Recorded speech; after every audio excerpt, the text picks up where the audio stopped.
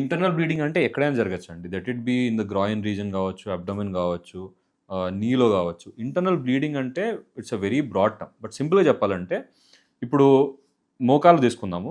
చాలా వరకు ఫుట్బాల్ కానీ, క్రికెట్ కానీ, బాస్కెట్బాల్ కానీ, షటిల్ బ్యాడ్మింటన్ కానీ, ఇవన్నీ బాగా సివియర్ ఇంటెన్సిటీ ఉన్న స్పోర్ట్స్లో కనుక ల్యాండింగ్ మెకానిజం ఉంటుంది.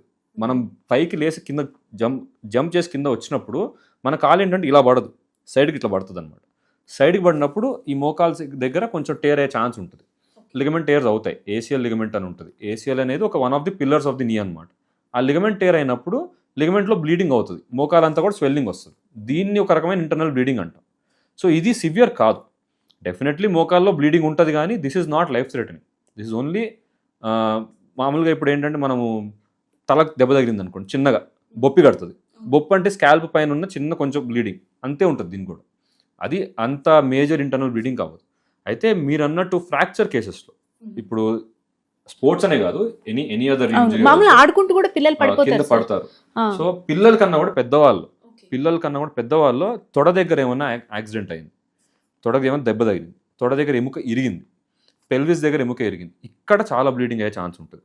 సో అప్పుడప్పుడు పేషెంట్స్ని మనం సరిగా మేనేజ్ చేయలేకపోతే కనుక ఈ బ్లీడింగ్ కొంచెం క్రిటికల్ అవ్వచ్చు. తొడ దగ్గర ఫ్రాక్చర్ అయ్యి పేషెంట్ మనకి అంబులెన్స్ నుంచి బయటకు వచ్చి మన దగ్గర వస్తున్నాడంటే ఫస్ట్ మనం చేసి